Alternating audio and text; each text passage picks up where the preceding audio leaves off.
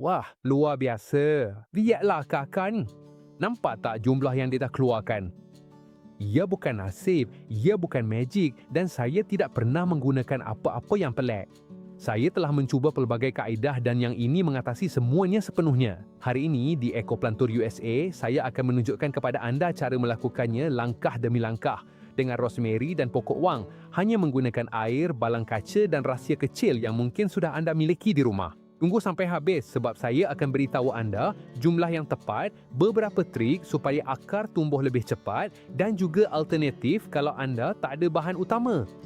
Ini bukan sains yang rumit dan anda tak perlu beli apa-apa yang pelik. Ini sesuatu yang sesiapa saja boleh buat di rumah.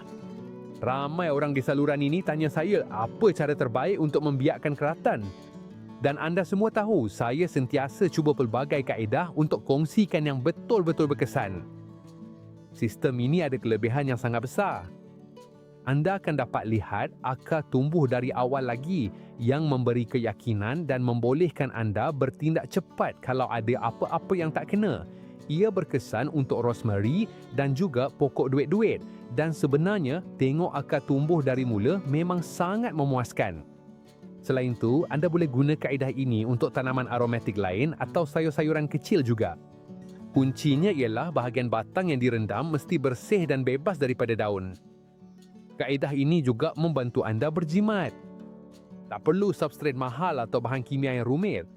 Cuma air, balang dan sedikit penjagaan. Dan yang paling best, anda boleh tengok setiap hari macam mana akar terbentuk dan itu memang sangat memberi semangat.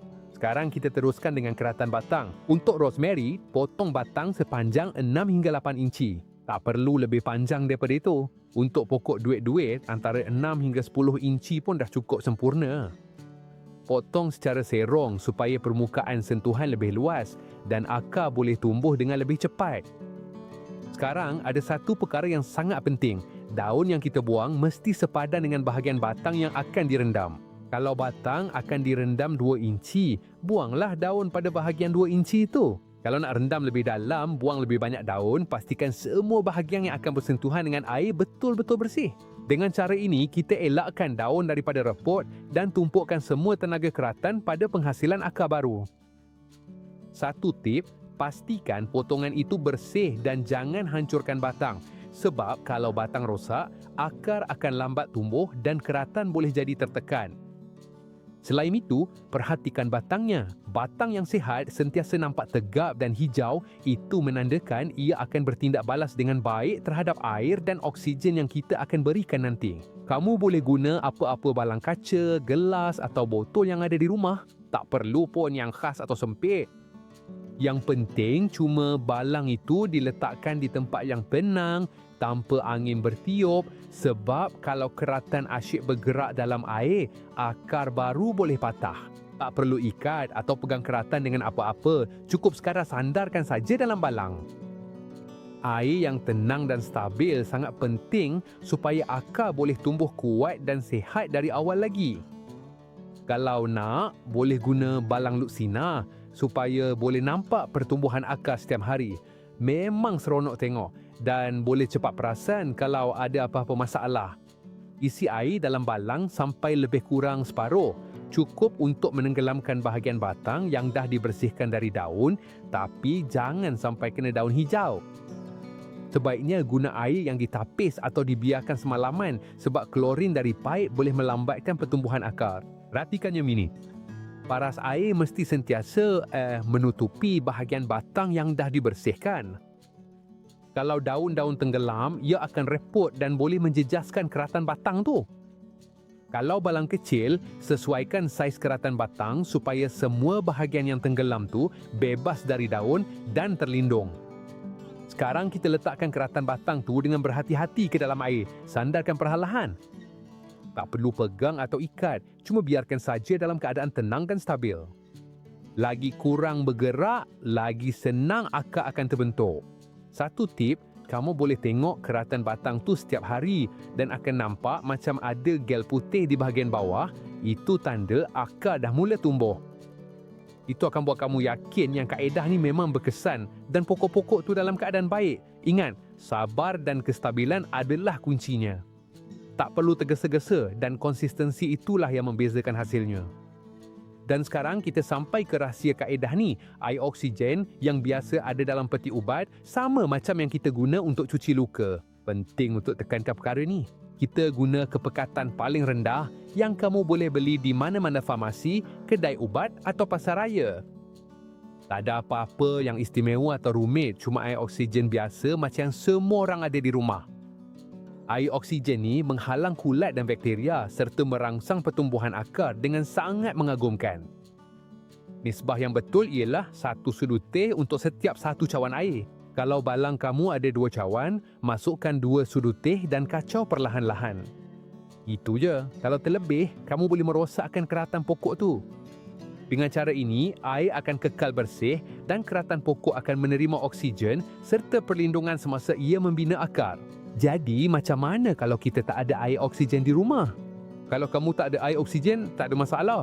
Ada beberapa alternatif lain. Pilihan pertama ialah guna pam oksigen akuarium dengan penyebab udara di hujungnya. Letakkan penyebab udara dalam air dan ia akan menghasilkan gelembung berterusan yang mengoksigenkan air, memastikan keratan pokok sihat serta mengelakkan kulat dan bakteria. Ia sangat mudah dan selain itu, air akan kekal bersih lebih lama tanpa perlu kerap ditukar. Kalau kamu tak ada air oksigen atau pam, kamu juga boleh buat secara manual. Ini memerlukan sedikit lagi penjagaan. Setiap hari, anda perlu membuang keratan dengan lembut, menggerakkan air dengan berhati-hati untuk memecahkan permukaan, menghasilkan oksigen dan kemudian memasukkan semula keratan ke dalam balang. Ya, ini perlu dilakukan setiap hari sehingga akarnya muncul. Sebaik sahaja akar mula tumbuh, biarkan air itu sahaja dan jangan alihkan keratan kerana akarnya sangat rapuh dan mudah patah. Dengan kaedah-kaedah ini, sama ada menggunakan pam oksigen atau secara manual, kita dapat memastikan keratan menerima oksigen yang mencukupi dan tumbuh dengan sihat walaupun kita tidak mempunyai air beroksigen di tangan. Satu perkara menarik yang diketahui ramai penanam ialah fasa bulan boleh mempengaruhi bagaimana akar berkembang. Menurut tradisi, bulan mengecil adalah fasa yang paling sesuai untuk mengakar kerana dipercayai tenaga tumbuhan lebih tertumpu pada akar. Ia bukanlah sesuatu yang wajib atau saintifik, tetapi kepercayaan popular ini telah diamalkan sejak sekian lama dan sangat berpengaruh di kalangan para penganam. Jika anda dapat memanfaatkannya, keratan anda boleh membentuk akar yang lebih kuat dan sihat sejak awal lagi. Perkara-perkara kecil seperti ini digabungkan dengan potongan yang baik dan air yang bersih membantu memastikan keseluruhan proses menjadi lebih selamat dan berkesan. Jadi sekarang anda sudah tahu, ini adalah satu kaedah yang mudah, bersih dan berkesan. Letakkan balang di tempat yang mendapat cahaya semula jadi, tapi elakkan cahaya matahari secara langsung. Pastikan air sentiasa bersih dan perhatikan keratan setiap hari.